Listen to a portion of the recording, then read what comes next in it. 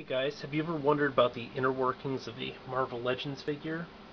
I know I kind of have, but not really. The thing is, randomly these things keep breaking on me, so I am learning a bit here and there. Most recently, Spider-Man's groin plate snapped or leg popped off or something.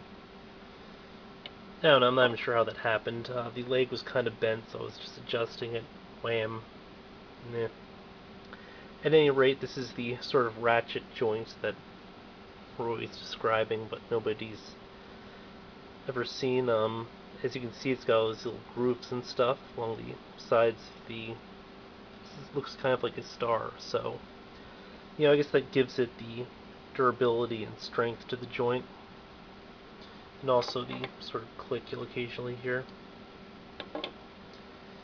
Then, of course, beyond that, it's just a sort of standard ball socket, or whatever you'd call it, for ball joint. Yeah. I mean, it's just sort of interesting to take a inner look at the workings of these things. Next up, the Iron Man's shoulder span. Scratch that. We're moving back to Spider-Man while he's trying to just sort of adjust the thing. The ace groin plate sort of snapped off, so let's take a closer look at the inner workings here. As you can see, there's a sort of separate plate here for the inner portion, which fits into here, and then those two things would have snapped into either side, which I'm going to do to just repair it right now. Not sure if it makes a difference if I have them going one way or the other. I hope it doesn't make a difference. Oh, as you can also see, here's the point where the whole thing kind of rotates. So I'm learning a lot today.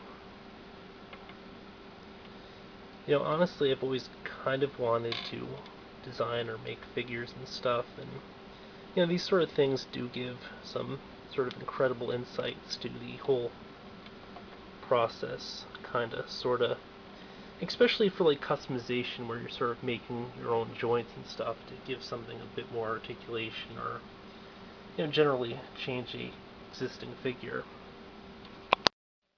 Now, some of you probably remember my heart-wrenching tale of getting this rather beautiful Iron Man out of pack after leaving him packaged for quite a while as a display.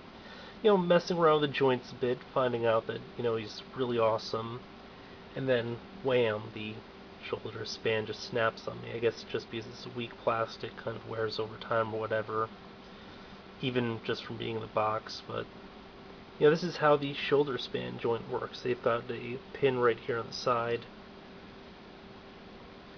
which fits into this part right here. It's not a joint they use on a ton of figures either, but it's one of my favorite figure joints just because you get the added inward motion when you're displaying the figures. I guess it's more for like grappling poses or what have you. But then it's just got a sort of normal ball joint going into there for the shoulder.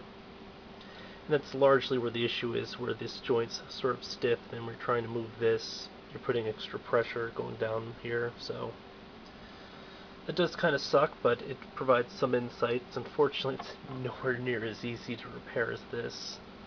I mean, all that happened here is I just snapped the groin plate back into place, and then it was fixed. This I'm going to probably need to super glue at some point, or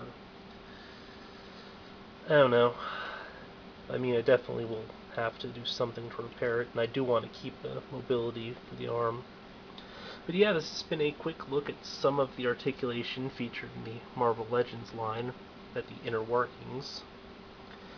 It's food for thought. It's just some of the creative ways that toy makers manage to do their magic. A look behind the curtain, if you will,